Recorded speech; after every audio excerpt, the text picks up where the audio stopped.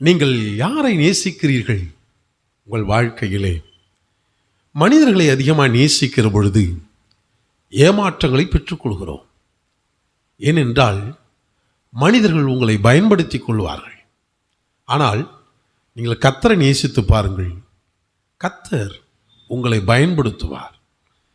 கர்த்தரை நேசிக்கும் பொழுது அவர் நம்மளை பயன்படுத்துகிறார்.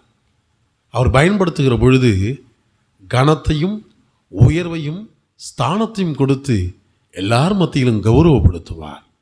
ஆனால் மனிதர்கள் நம்மளை பயன்படுத்தி கொள்ளும் பொழுது அவர்கள் காரணங்களுக்காக மட்டும் பயன்படுத்தி கொள்வார்கள்.